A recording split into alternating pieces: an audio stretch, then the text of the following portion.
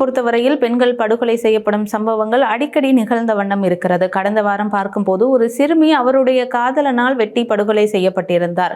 2 நாட்களுக்கு முன்பர் அஸ்வஸ்ம பணத்தை பெறுவதற்காக சென்ற ஒரு யுவதி சடலமாக மீட்கப்பட்டிருந்தார். தற்போது இந்த விவகாரத்திலும் அவருடைய காதலன் தொடர்பு பட்டிருப்பதாக தெரிய வந்திருக்கிறது. இந்த நிலைமையில் நேற்றைய தினம் வாகரை போலீஸ் பிரிவுக்குட்பட்ட உரியங்கட்டுவ பகுதியில் உள்ள ஒரு வீட்டில் மற்றும் ஒரு பெண் ஒருவர் படுகொலை செய்யப்பட்டிருக்கிறார்.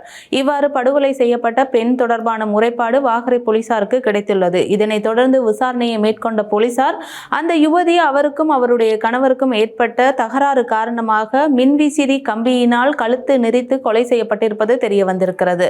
இவ்வாறு படுகொலை செய்யப்பட்ட பெண் தட்டமுனை பகுதியைச் சேர்ந்த 22 வயதுடைய ஒருவர் என்று தெரிய வந்திருக்கிறது. அது மாத்திரமல்லாமல் இந்த பெண்ணை கொலை செய்த அந்த கணவர் விஷம் அருந்தி தற்போது மட்டக்களப்பு மருத்துவமனையில் சிகிச்சை பெற்று வருகிறார். இந்த பெண்ணின் சடலம் மீதான பிரேத பரிசோதனை செய்வதற்காக அவருடைய சடலமும் மட்டக்களப்பு மருத்துவமனையில் வைக்கப்பட்டிருப்பதாக தெரிய வந்திருக்கிறது.